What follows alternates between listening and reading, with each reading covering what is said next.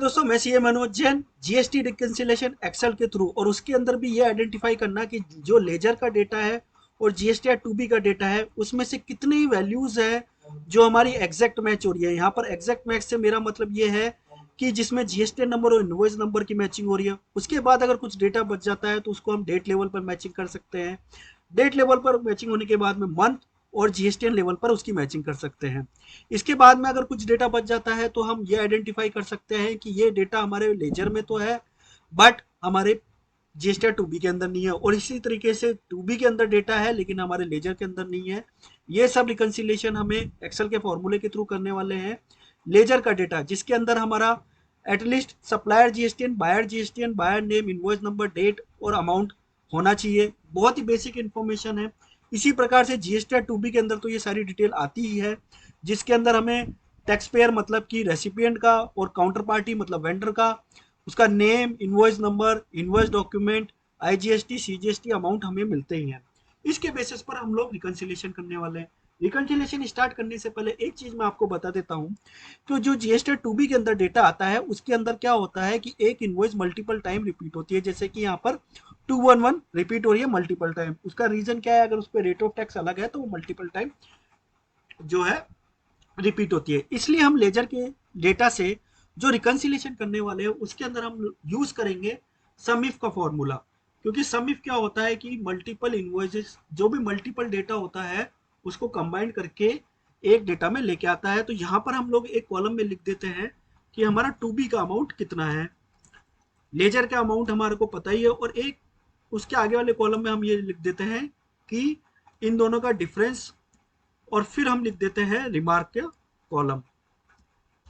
अब हमको क्या करना है, यहाँ पर चार कॉम्बिनेशन की बनानी होगी। ये कॉम्बिनेशन की क्या है? सबसे पहले हम लोग समझते हैं पहली कॉम्बिनेशन की। जैसे कि मैंने आपको बताया था एग्जैक्ट मैच, अपनी प्राइवेट टेबल में मैंने बताया था एग्जैक्ट मैच। एग्जैक्ट मैच का मतलब ये है कि जो सप्लायर का जीएसटीएन है, बायर का जीएसटीएन है और इनवॉइस नंबर जो है वो हमारे लेजर के डेटा में भी सेम है और same to same GST two B में भी सेम है। इसे हम बोलेंगे एग्जैक्ट मैच। मतलब कि जहां पर तीनों पैरामीटर के साथ साथ अमाउंट भी एग्जैक्ट मैच हो रहा है उसको हम ये बोलेंगे। अब इसके लिए हमको एक की बनानी होगी। की बनाने से मेरा मतलब क्या है कि जो सप्लायर का जीएसटीएन है वो हम लोग यहाँ पर डाल देते हैं एंड के साथ में, और जो बायर का जीएसटीएन है वो हम लोग एंड के साथ में उसको ऐड कर देते हैं, और इसके साथ साथ ही इनवॉइस नंबर जो है उसको भी हम लोग यहाँ पर ले लेते हैं और इसको एंटर कर देंगे। एंटर करने के बाद में आपको इसको पूरे जितना भी डेटा है वहां पर जस्ट सिंपली कंट्रोल डी करना है। कंट्रोल डी करते ही ये फॉर्मूला जो है वो उस पर्टिकुलर कॉलम में लग जाएगा। दूसरा जो की बनेगा वो हमारा सप्लायर जीएसटीएन, बायर जीएसटीएन और डेट। तो यहाँ पर हम अगेन सप्लायर का जीएसटीएन, बायर का जीएसटीएन और डेट को कॉम्बिनेशन में बनाएंगे जैसा भी हमने देखा। तीसरा जो की बनेगा वो हमारा सप्लायर जीएसटीएन, बायर जीएसटीएन और मंथ। अब ध्यान रखिए मंथ आपको डिराइव करना होगा इनवॉइस डेट से। ईओ मंथ के फॉर्मूले से आप मंथ ड्राइव कर सकते हो। जैसे ये मई है क्योंकि 18/5/2022 की इनवॉइस है तो ये मई मंथ हो गया। ये कैसे ड्राइव करना है मेरे एक्सेल के दूसरे फॉर्मूले में आप देख सकते हो। और फोर्थ जो की बनेगी वो जीएसटीएन लेवल पर बनेगी। मतलब कि जो सप्लायर का जीएसटीएन है और जो बायर का जीएसटीएन है उसके लेवल पर ये पैरामीटर बनेगा। फ्रेंड्स यहाँ पर मैंने क्या किया है कि जो सप्लायर का जीएसटीएन है और जो बायर का जीएसटीएन है उसको भी कॉम्बिनेशन अलग अलग रखा है। आइडियली ये आपके केस में एक ही होगा, लेकिन सपोज करो अगर एक पेन पे 10 जीएसटीएन है तो उस 10 जीएसटीएन का डेटा लेकर भी आप इस फॉर्मूले के थ्रू जो है हर एक जीएसटीएन के लिए आइडेंटिफाई कर सकते हैं कितना मैच हुआ है कितना मैच नहीं हुआ है। फ्रेंड्स ये चार की हमने लेजर के डेटा में बना ली। सेम टू सेम चार की आपको जो है आपकी टू बी में भी बनानी है। पहली की होगी supplier GSTN, buyer GSTN, invoice number, फिर डेट, फिर मंथ और फिर बायर जीएसटीएन। चारों की बनने के बाद में अब हमको जो अपना फॉर्मूला है वो लगाना है जो कि हमारा समीप का फॉर्मूला होगा। समीप का फॉर्मूला लगाने के लिए जैसे मैंने बताया कि लेजर का अमाउंट मेरे पास में है, ये लेजर का मेरा अमाउंट है। यहाँ पर अगर हम चाहें तो सब टोटल का फॉर्मूला लगा सकते हैं। सब टोटल का फॉर्मूला लगाते हैं तो मेरे पास में लेजर का अमाउंट आ जाएगा कि कितना मेरा लेजर का अमाउंट आ रहा है।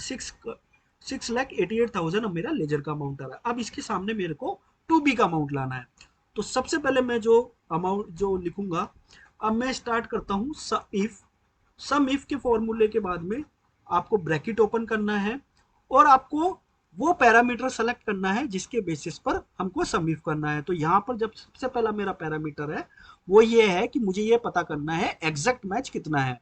तो मैं इसको पूरे कॉलम को सेलेक्ट कर लूंगा ए, और फिर मैं कॉमा सेपरेटेड करूंगा। अब मुझे वापस लेजर डेटा में जाना है और मुझे ये देखना है कि वो पैरामीटर कहाँ पर है। तो यहाँ पर भी ए में वो पैरामीटर है, इसको भी मैं सेलेक्ट कर लेता हूँ। अब मुझे ये देखना है कि कौन सी वैल्यू को मेरे को सम इफ करनी है। तो उसके लिए अगेन जीएसटीआर 2B में जाऊंगा क्योंकि मुझे वहां की वैल्यू सम इफ करनी है, और टोटल टैक्स मैं ले लूंगा। उसके बाद में आपको ब्रैकेट क्लोज करना है और जस्ट सिंपली एंटर कर देना है। एंटर करते ही आप देखिए कि आपका वैल्यूज आ गई है। फ्रेंड्स, इसके अंदर भी अगर आप एक एडवांस लेवल का फॉर्मूला लगाना चाहते हैं तो आप क्या कर सकते हैं, सम इफ के पहले इफ एरर करके आप ब्रैकेट ओपन कीजिए और लास्ट में जो है कोमा लगा के इन्वर्टेड कोमा में आप ये लिख सकते हैं नोट मैच, और आप ब्रैकेट बंद कर सकते हैं। अब इस फॉर्मूले को आपको अप्लाई करना है पूरे डेटा के ऊपर, तो आपको सिंपली कंट्रोल डी करना होगा। जैसे ही आप कंट्रोल डी कर देंगे तो आपको डिफरेंस निकालना है 18,000 मतलब GST ledger minus GSTR 2B, difference आ गया 0, और ये सारे जगह मेरे को कर देना है। उसके बाद में एंटर। अब यहाँ पर जितना भी डिफरेंस में जहां पर भी 0 आ रहा है वहां पर आप ये कह सकते हैं कि आपका जो लेजर का अमाउंट है और 2B का अमाउंट है वो एग्जैक्ट मैच हो गया है, मतलब कि GSTN plus invoice level matching हो गई है आपकी। आप ऐसा एक रिमार्क लिख सकते हैं। फ्रेंड्स, अब यहाँ पर ध्यान देना क्योंकि मैं शॉर्टकट आपको बताने वाला हूँ। यहाँ पर ये रिमार्क लिख दिया कि मेरा इतना GSTN plus invoice level matching हो चुकी है। ऊपर भी अगर हम देखेंगे तो सेम अमाउंट आ गया है। फ्रेंड्स, जो हमने डिफरेंस में 0 लिखा था, अब उसको 0 को डी सेलेक्ट कीजिए और रिमेनिंग रहने दीजिए, मतलब इतने पर हमको नेक्स्ट लेवल पर जाना है। अब नेक्स्ट लेवल का की मेरा क्या है कि अगर इनवॉइस नंबर मैचिंग नहीं हो रही है तो उसको डेट के साथ मैच करो। अब ध्यान रखिए कि ये जो डेट है ये कॉलम नंबर बी में है। जीएसटीआर 2B में भी देखते हैं कि ये जो डेट का पैरामीटर है वो कौन से कॉलम में है, तो यहाँ पर भी आपको डेट का पैरामीटर जो है कॉलम नंबर बी में मिलेगा। मेरा फॉर्मूला लगा हुआ था, अगर मैं उसको सिंपली बार बार फॉर्मूले से बचना चाहता हूं तो सिंपली मेरे को क्या करना पड़ेगा, जो ये ए है इसको मेरे को बी और इसको मेरे को बी में कन्वर्ट करना है, और जो ये लेजर डेटा ए है इसको भी मेरे को सिंपली क्या करना है, बी और ये भी बी, इसको बी करके आपको एंटर कर देना है। और अगेन अब आपको क्या करना है कि जितनी भी विजिबल सेल्स है उसके लिए अगर आपको कॉपी पेस्ट करना है तो आपको कंट्रोल जी ऑल्ट एस और आपको वाई लगाना होगा। फिर क्या होगा कि जो आप फॉर्मूला अप्लाई करना चाहते हो वो ओनली विजिबल सेल पे ही अप्लाई होगा। यहाँ पर मैं कंट्रोल डी कर दूंगा। कंट्रोल डी करते ही मेरे पास में डेट लेवल मैचिंग में 2B की कुछ और वैल्यूज आई। अब मैं क्या करूंगा, वापस से डिफरेंस में जाऊंगा और अब मैं डिफरेंस में जाके 0 सेलेक्ट कर लूंगा। 0 सेलेक्ट करने के बाद में जो रिमार्क पहले ही ऑलरेडी आ चुके हैं उसको हटा दूंगा, और यहां पर अब मैं लिख दूंगा जीएसटीएन प्लस डेट मैचिंग। आप रिमार्क अपने हिसाब से कुछ भी लिख सकते हैं। अगेन जहां जहां 0 आया है वहां पे कंट्रोल जी कंट्रोल एस वाई करके कंट्रोल डी उस फॉर्मूले को सेलेक्ट कर लूंगा। अब अगेन मेरे को क्या करना है, 0 को डिसेलेक्ट करना है, वैल्यूज लेनी है। अब मेरे पास में 4 वैल्यूज रिमेनिंग रह गई है, तो अब मेरे को क्या करना है, थर्ड पैरामीटर पर सम इफ करना है। थर्ड पैरामीटर मतलब मेरा मंथ वाइज होना चाहिए, तो ये यहाँ पर सी में है। जीएसटीआर 2B में भी अगर मैं जाऊं तो मंथ वाइज सी कॉलम में ही है, तो मैं फिर से शॉर्टकट अपना सकता हूं और वापस से मुझे सम इफ के फॉर्मूले को लगाने की रिक्वायरमेंट नहीं है। तो मैं क्या करूंगा, जहां पर अब बीबी है उसको अब सी और सी कर दूंगा, और लेजर में भी जो मेरा बीबी है उसको मैं सी कॉलम कर दूंगा। और यहाँ पर मैं सिंपली कंट्रोल जी कंट्रोल एस वाई और डी कर दूंगा। तो यहाँ पर भी अगेन मेरी दो वैल्यूज आ गई। अब मुझे क्या करना है कि डिफरेंस में जीरो सेलेक्ट करना है और रिमार्क में जाके जो ब्लैंक रिमार्क आ रहे हैं उसमें मेरे को लिख देना है जीएसटीएन प्लस, आप रिमार्क कुछ भी लिख सकते हैं, मंथ मैचिंग। इसी तरीके से मेरे को उसको जहां जहां जीरो आ रहे हैं वहां पर पेस्ट कर देना है। ये हो गया। अब अगेन मैं क्या करूंगा कि जीरो को डीसेलेक्ट करूंगा और जो रिमेनिंग बच गया उसको वापस से सेलेक्ट कर लूंगा। अब मेरे पास में क्या है कि तीन पैरामीटर मैं ऑलरेडी यूज कर चुका हूं, नंबर, इनवॉइस डेट, मंथ। इनके बाद में भी मेरी कुछ वैल्यू बचती है, तो मैं एक बार चेक करूंगा कि क्या कोई जीएसटीएन लेवल पर मैचिंग हो रही है। जीएसटीएन लेवल पर मैचिंग हो रही है या नहीं, उसको देखने के लिए मैं क्या करूंगा कि अब यहाँ पर जो है सी की जगह डी डी लिख दूंगा, क्योंकि मेरा जो जीएसटीएन लेवल की मैचिंग का पैरामीटर है वो डी कॉलम में है। तो मैं यहाँ पर सिंपली डी लिख दूंगा। यहाँ पर भी सी डी लिख के डी लिख दूंगा।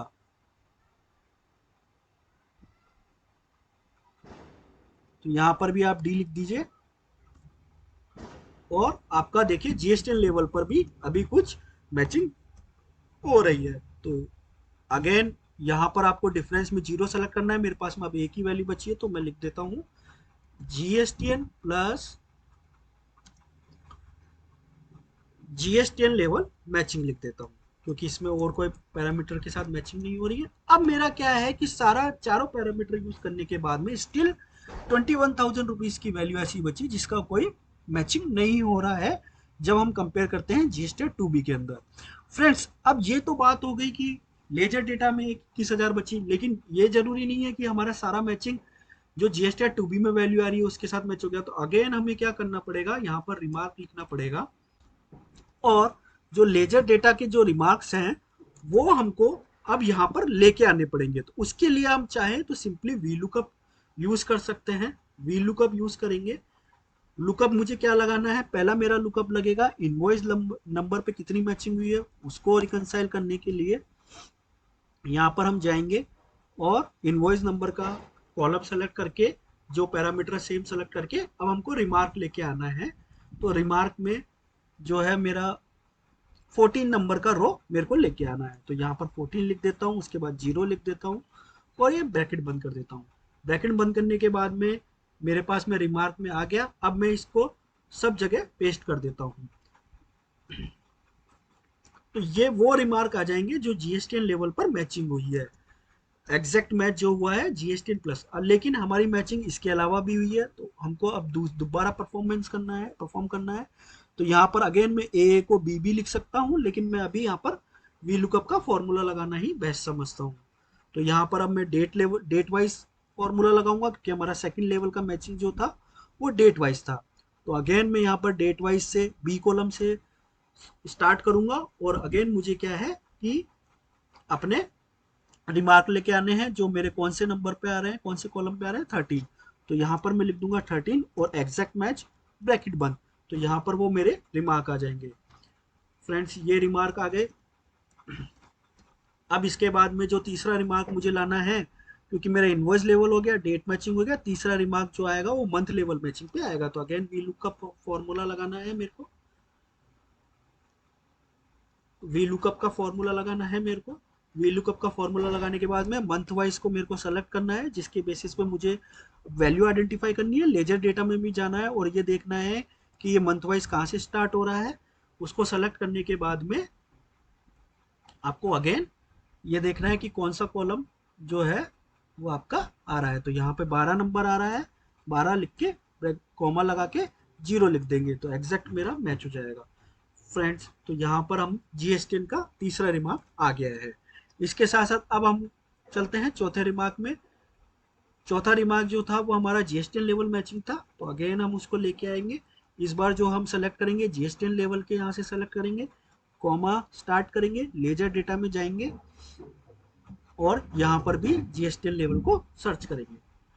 अब हमको क्या रिमार्क लेके आना है, रिमार्क का कॉलम हमारा कहाँ पे आएगा, रिमार्क का कॉलम आएगा हमारा 11 नंबर पे। 11 नंबर पे आया, 0 करेंगे और बंद कर देंगे इसको। तो हमारा ये आ जाएगा कि जीएसटीएन लेवल पर कितनी मैचिंग है उसका रिमार्क आ जाएगा। सारे रिमार्क लाने के बाद में अब हमारा जो एनए आ रहा है, दैट मीन्स कि ये हमारे जीएसटी लेजर के अंदर ये वैल्यूज नहीं है, तो इसको हमको एक बार फिर से आइडेंटिफाई करना होगा जीएसटी लेजर में कि ये है नहीं है। तो अब हमको समझ में आ गया 21,000 रुपीज की वैल्यू ऐसी है जो कि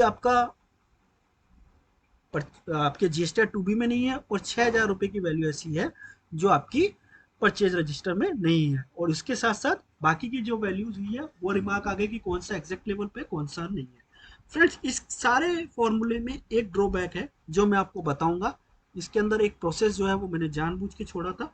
अब हम क्या करेंगे कि पाइवट लेवल की सहायता से इसको प्रेजेंट करेंगे। तो यहाँ पर मैं क्या करूंगा कि मेरा जो रिमार्क है वहां तक मैं इसको सेलेक्ट कर लूंगा। पूरा सेलेक्ट करने के बाद में इंसर्ट में जाके पाइवट टेबल में जाके पाइवट टेबल रेंज सेलेक्ट करके ओके कर दूंगा। यहाँ पर मेरी पाइवट टेबल आ गई। पाइवट टेबल ऑप्शन में, सॉरी एक मिनट, एक सेकेंड।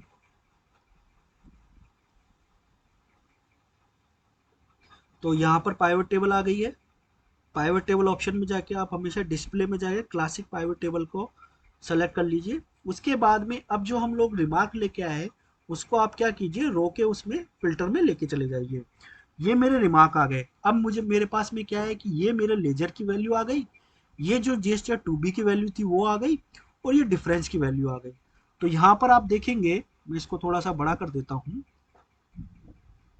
यहाँ पर अगर हम देखें तो मेरे पास में ये आ गया कि एग्जैक्ट लेवल, मतलब कि जो 6,66,000 रुपीज मेरा टू बी के अंदर वैल्यूज थी उसके अंदर से अगर मैं ये बोलूं कि मेरा एग्जैक्ट मैचिंग जो हो रही है 4,81,050 रुपए की हो रही है। मतलब एग्जैक्ट मैचिंग से मतलब मेरा ये है कि जहाँ पर जीएसटी नंबर भी मैच है और इनवॉइस नंबर भी एकदम मैच है।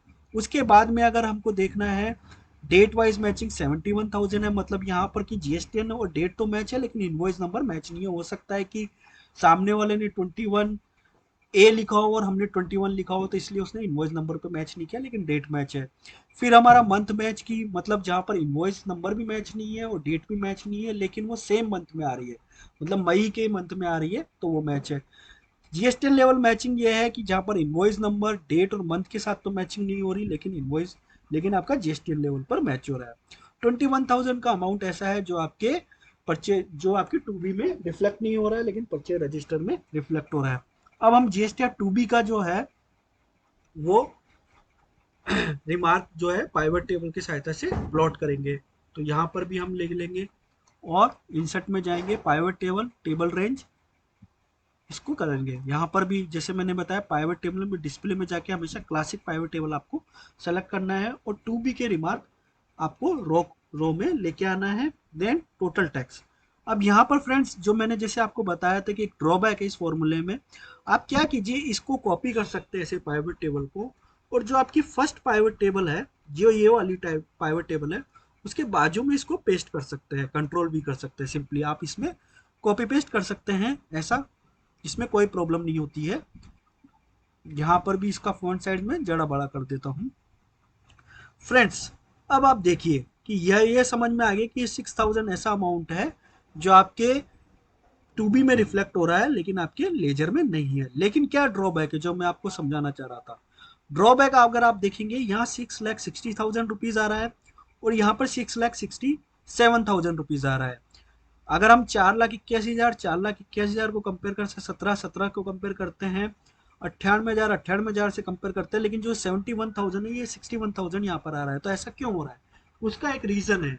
फ्रेंड्स, जब हमने लेजर डेटा के अंदर अपना समीप का फॉर्मूला लगाया था तो हमने क्या किया था, बार बार जो डेटा पूरा रेंज जो था जीएसटी टू बी का उसको बार बार सेलेक्ट किया था, लेकिन जो इनवॉइसेस जैसे जीएसटी लेवल और इनवॉइस लेवल पर मैचिंग हो गई है उसको आपको टू बी में से निकालना पड़ेगा। उसको बार बार आप यूज नहीं कर सकते हो वापस से मैचिंग करने के लिए, क्योंकि वो इनवॉइसेस जैसे जीएसटी नंबर पे जब आता है तो वो इनवॉइसेस उन इनवॉइसेस को भी कंसिडर कर लेती है जो ऑलरेडी इनवॉइस लेवल पर मैचिंग हुई है या डेट लेवल पर मैचिंग हुई है, मंथ लेवल पर मैचिंग हुई है। क्योंकि इनवॉइस नंबर, डेट और मंथ जो मैचिंग है उसमें पैरामीटर अलग ऑल टुगेदर डिफरेंट है, लेकिन जैसे जीएसटी नंबर की बात आती है तो वो सारी इनवॉइसेस को कंसिडर कर लेता है।